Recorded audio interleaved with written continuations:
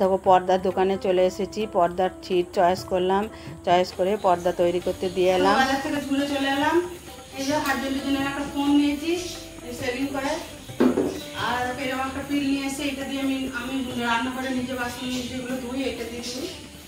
আর এরকম একটা ফুলের টব নিয়ে এসেছি আবার কিনে, সবটা সুন্দর হয়ে গেল, দেখে পছন্দ হলো নিয়ে চলে এলাম। আর রুটি শাঁকা ওই জালটাতে নিয়ে এসেছিলাম, ওটা ভালো করে রুটি শাঁকা যাচ্ছে না, এটা আবার একটা নিয়ে এলাম। ঠাকুর ঘরের জন্য দেখো এরকম একটা পর্দা নিয়ে এসেছি, এটা ঠাকুর ঘরে লাগাবো। দেখে পর্দাটা কেমন হয়েছে বলবে তোমরা অবশ্যই। ভালো লাগছে দেখতে একটা পর্দা।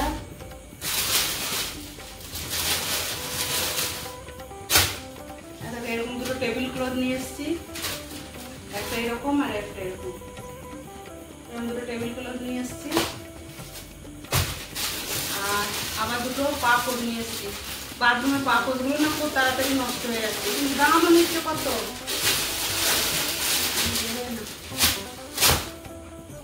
এরকম দুটো করে কেমন হয়েছে আর দুটো পাউরুটি নিয়ে এসেছি। পাউরুটি একটা খাচ্ছে হাত হাফ, এগুলো বেকারিতে তৈরি হচ্ছে সেইখান থেকে নিয়ে এসেছি, যে বেকারিতে তৈরি হচ্ছে। এরকম দুটো নিয়ে এসেছি, আর কিছু আনিনি। চলো এখন যুদ্ধ শুরু হবে। কুমড়োর তরকারি আগে ভেবেছিলাম তরকারি রুটি করবো, কিন্তু অনেকটা রাত হয়ে গেছে, প্রায় 8টা সাড়ে 8টা বেজে গেছে। তোমার কুমড়োর তরকারি আর রুটি হবে, চলো তাহলে বানাই দেওয়া। গুড ইভিনিং বন্ধুরা, দেখো রান্নাঘরে চলে এসেছি। আজকে তোমাদের বললাম কুমড়োর তরকারি আর রুটি হবে। আর আগের দিনের ভিডিওটা তোমাদের পুরোটা দেখাতে পারিনি, ভিডিওটা অনেক বড় হয়ে যাবে বলে বাজার করে এনে যা কিছু এনেছি তোমাদের আজকে দেখালাম। আর দেখো কুমড়ো কেটে নিয়েছি, সেই বড় একটা কুমড়ো এনেছিল না গোটা, সেই গোটা কুমড়োটার অর্ধেকটা কাটলাম কেটে। দেখো আজকে তরকারি বানাবো, আর কুমড়ো তরকারি ছোলা দিয়ে করব, খেতে ভালোও লাগবে। আর একটু হিং দেবো, দারুণ লাগবে কুমড়ো তরকারিটা খেতে। আর এত মানে তাড়াহুড়ো তোমাদের কি বলবো, অনেকটা রাত হয়ে গেছে, সাড়ে 8টা প্রায় বেজে গেছে। আর হাজবেন্ড 8টার সময় খায় জানো তো, কিন্তু কি করবো বাজারে গেলে কি আর তাড়াতাড়ি আসা যায় বলো। গোটা মানে বর্ধমানের চারিদিকে জানো তো ড্রেন কেটেছে, সেই একটা দোকান ঘুরে ঘুরে মানে কি বলবো, মানে সামনে দোকানটা আর তাকে বোধহয় মানে ঘুরে ঘুরে যেতে হচ্ছে, দিয়ে অনেক দেরি হয়ে যাচ্ছে জানো তো, অনেক দেরি হচ্ছে। দিয়ে সেই পর্দার দোকান গেলাম, টুকটাক যেগুলো কিনলাম ওইগুলো কিনলাম, কিনে তারপরে বাড়ি এলাম। মেয়ে একা ছিল, মেয়ে বলছে মা তুমি আসছো না, আমার খুব চিন্তা হচ্ছিল। আমি কী করবো বাবা বল, আমার এতটা দেরি হয়ে গেল আমি বুঝতে পারি না। দেখো কুমড়োর তরকারিটা হয়ে গেছে, আর এদিকে রুটি চা করে নিচ্ছি। আটাটা এসি মেখে নিয়েছিলাম, দিয়ে তোমাদিকে তারপরে জিনিসগুলো দেখাতে বসেছিলাম, কারণ আটাটা মেখে না রাখলে না আমার রুটি করতে একদম ভালো লাগে না।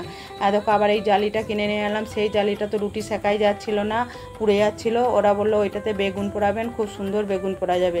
আমি যে এখন তো না, সেই শীতকালে। দিয়ে দেখো রুটিগুলো করে নিয়ে হাজব্যান্ডকে দিয়ে দেবো, আর সব করে নিয়ে তারপরে রুটি তরকারি সব করে নেবো, দিয়ে ফ্রেশ হয়ে তারপরে একটু মানে বিশ্রাম করব, কারণ মানে এতটাই টায়ার্ড হয়ে গেছি না। আর বাজার বেরোলেই না আমি খুব টায়ার্ড হয়ে যাই জানো তো, কিন্তু কি করব, করার তো কিছু নাই, যেগুলো দরকার সেগুলো তো আমাকে আনতে যেতেই হবে বলো। তাহলে চলো তাহলে রুটিটা করে হাজব্যান্ডকে দিয়ে দিই, দিয়ে তারপরে আবার তোমাদের কাছে আসছি। আর রুটিগুলো দেখেছো কি সুন্দর ফুলছে, প্রত্যেকটা রুটি ফুলছে খুব সুন্দর। আর এই নেটটা, এই রকম নেটে আমার আগে ছিল তো, আমার এই রকম নেটই ভালো লাগে, আমার ওই নেটটা একদম ভালো। আর দেখো পরের দিনে সকালবেলায় আবার তোমাদের কাছে চলে এসেছি, আর ছাদে এসেছি। দেখো কত ফুল ফুটেছে, দেখতে বেরোচ্ছে কত জুঁই ফুল ফুটেছে। নমস্কার বন্ধুরা, কেমন আছো সবাই? মামনির রূপকথার নতুন একটা ব্লগে তোমাদের সবাইকে স্বাগত। আর আজকে হচ্ছে তোমার বৃহস্পতিবার সকাল থেকেই তো আজকে একটু কাজের ঝামেলাটা খুব বেশি। আর তোমার দেখো কত কামিনী ফুল ফুটেছে, দেখো যেমন জুঁই ফুল, বেলি ফুল, কামিনী ফুল ফুটছে। আর ছাদে এত সুন্দর মানে একটা সুগন্ধ উঠছে না, তোমাদের কি বলবো। আর আজকে তোমার ছোট মেয়ের তোমার ঠাকুরবাড়ির ছাদে মানে ঠাকুরবাড়ির মতো ভোগ, মানে ঠাকুরের ভোগ যেমন খিচুড়ি, ছেঁচড়া, আলুর দম হয়, সেরকম খেতে ইচ্ছা গেছে। আর আজকে আমি সেটাই বানাবো।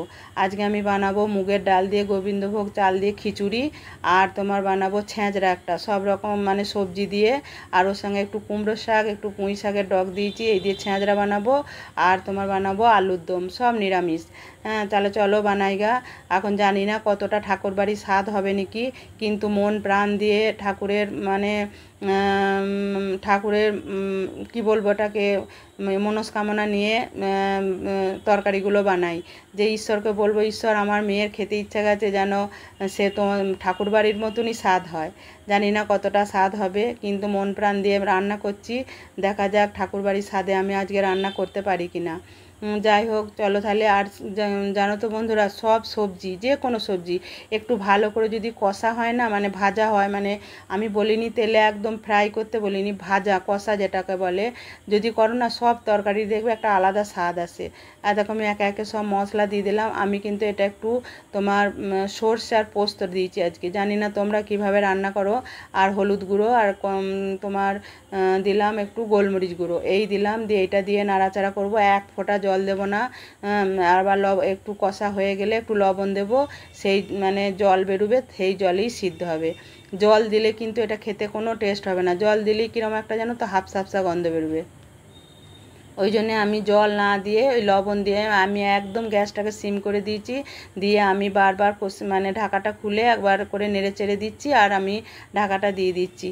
দিয়ে নামাবার আগে আমি একটু মিষ্টি দেবো। আর দেখো আমার রান্না সব হয়ে গেছে, তোমাদেরকে সব রান্না দেখাতে পারি নাই, কারণ তোমাদেরকে বললাম অনেকটা বেলা হয়ে গেছে।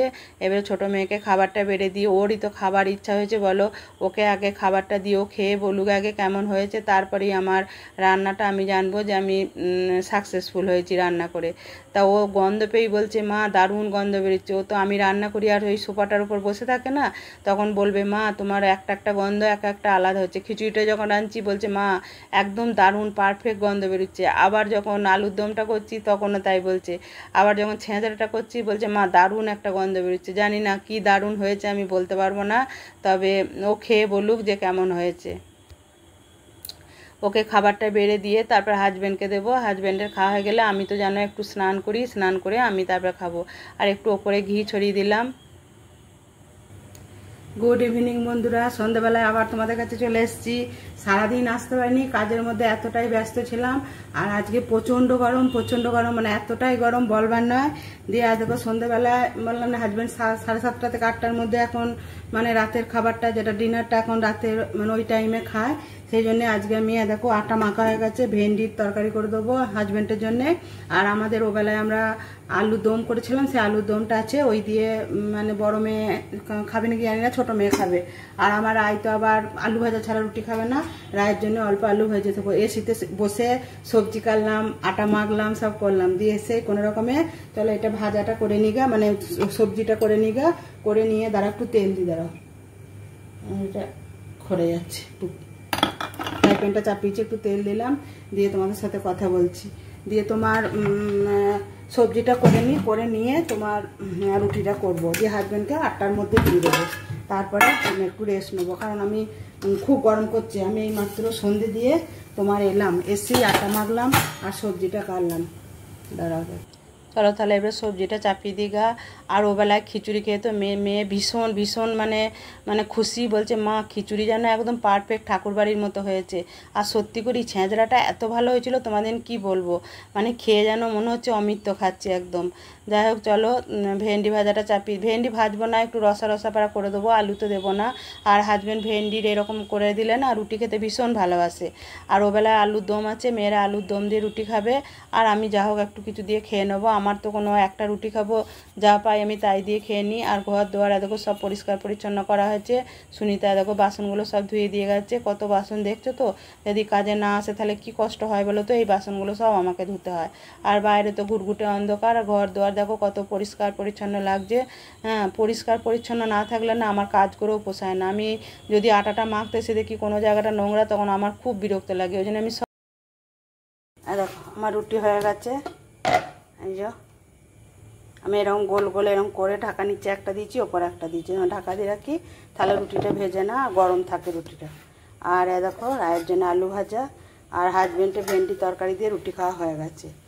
আর আমি দেখো এখন এই বাজছে 8টাও বাজেনি, আমি একটু পাউরুটি আর একটা মিষ্টি খাবো। রসটা তোরা খাবো না, মিষ্টি আর পাউরুটি খাবো, খুব খেতে মন যাচ্ছে জানো তো।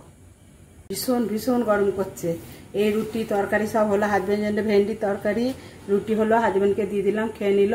আর এখন বাজছে তোমার 8টাই বাজছে, 8টা 5 বাজছে, 8টা 5 বাজছে। হাজব্যান্ড খেয়ে একটু বাইরে দিয়ে যাচ্ছে, একটু হেঁটে তারপরে বাড়ি আসবে। এখন কি নিয়ম করেছে আমি জানি না কো, ডাক্তারের কথা মতো চলছে। আর এখানে রায়ের আলু ভাজা, রুটি, আর আমাদের বলতে বড় মেয়ে ছোট মেয়ে আলুর দম দিয়ে খাবে রুটি, বেলা করেছিল। আর আমি একটু আলু ভাজা দিয়ে, আমি তো একটা রুটি খাবো। আর এখন আমি দেখো পাউরুটি আর রসগোল্লা নিয়ে চলে এসেছি। এই যে কালকে একটা বেকারি থেকে একদম টাটকা পাউরুটি নিয়ে এসেছি, জানো তো, 2টো পাউরুটি নিয়ে এসেছিলাম, কালকে একটা খাওয়া হয়েছে। আর আজকে যে আমি অর্ধেকটা অল্প নিলাম, ছোট মেয়ে খেলো, আর বড় মেয়ের জন্য একটু রেখেছি, খাবো। হাজবেন্ড এখন পাউরুটি খায় না, তা চলো তাহলে এসিতে বসে বসে এটা খাইগা, যে তারপরে একটু স্নান করব, তারপরে বড় মেয়ে আসবে, তখন সবাই মিলে, বড় মেয়ে ছোট মেয়ে আমি আর রাই, আমরা 4 জনে মিলে তখন মানে ডিনারটা করব। তাহলে আজকে ভিডিওটা এখানে শেষ করছি। তোমরা ভালো থাকবে, সুস্থ থাকবে। আর আমার ভিডিওটা যদি কোথাও একটু ভালো লাগে অবশ্যই একটু লাইক করবে। পরের দিনে নতুন আবার একটা ব্লগ নিয়ে তোমাদের কাছে আসছি। Tata, good night. গরমের চোটে কি বলবো খুঁজে পাচ্ছি না, এত গরম করছে, মুখটা দেখে বুঝতে পারছো তো কেন ঘামছি। আর এখানে থাকা যাচ্ছে না, এত গরম, 2টো লাইট জ্বলছে, ফ্যান চলেনি, এসিতে গিয়ে বসবো, সব একদম জুড়িয়ে যাবে।